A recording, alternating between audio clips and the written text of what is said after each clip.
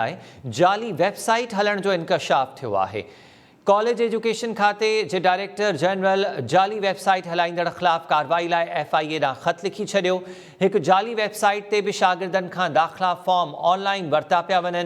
DG colleges FIA इख़्तियारनि खे आगाही ॾिनी आहे। ख़त में चयो वियो आहे त जाली वेबसाइट ते मेल ऐं फीमेल शागिर्दनि खां मोबाइल नंबर, ईमेल एड्रेस ऐं ॿी मालूमात वरिती पई वञे।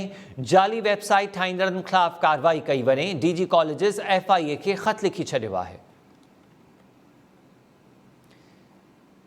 सिंध में 11वीं क्लास में ऑनलाइन दाख़िला लाइ जाली वेबसाइट हलण जो इंकशाफ थियो आहे। कॉलेज एजुकेशन खाते जे DG पारां जाली वेबसाइट हलाईंदड़नि ख़िलाफ़ कार्रवाई लाइ FIA ॾांहुं ख़त लिखियो वियो। हिकु जाली वेबसाइट ते बि शागिर्दनि खां दाख़िला फॉर्म ऑनलाइन वरिता पिया वञनि। DG कॉलेजिस FIA खे ख़त लिखी छॾियो आहे। ख़त में चयो वियो आहे त जाली वेबसाइट ते मेल ऐं फीमेल शागिर्दनि खां मोबाइल नंबर, ईमेल एड्रेस ऐं ॿी मालूमात वरिती पई वञे। जाली वेबसाइट ठाहींदड़नि ख़िलाफ़ कार्रवाई कई वञे। शाहिद मीरानी खां तफ़सील मालूम कयूं था। शाहिद, वधीक आगाह कजो।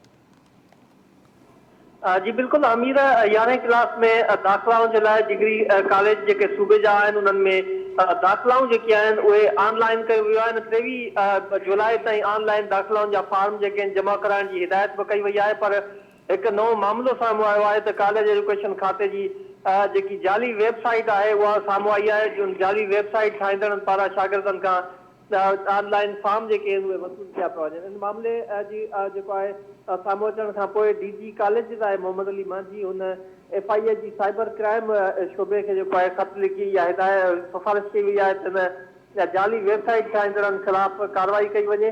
उन ख़त में DG कॉलेजिस पारां इहो बि लिखियो वियो आहे त जाली जेकी वेबसाइट ठाही वई आहे उनमें शागिर्दनि जी नाला, उन्हनि जा मोबाइल नंबर ऐं ईमेल समेत ॿी जेकी समूरी डेटा आहे उहा वरिती पई वञे। DG कॉलेजिस FIA जी अख़्तियारनि खे इहा सिफारिश कई वई आहे त जाली वेबसाइटनि ठाहींदड़नि ख़िलाफ़ कार्रवाई कई वञे। उन वेबसाइट जेका कॉलेज एजुकेशन खाते जी आहे उहा बि उन ख़त में मेंशन कई वई आहे। जॾहिं त जाली जेकी वेबसाइट आहे उनजो बि उन ख़त में ज़िक्र कयो वियो आहे। जी शाहिद, महिरबानी तफ़सील ॾियण जे लाइ।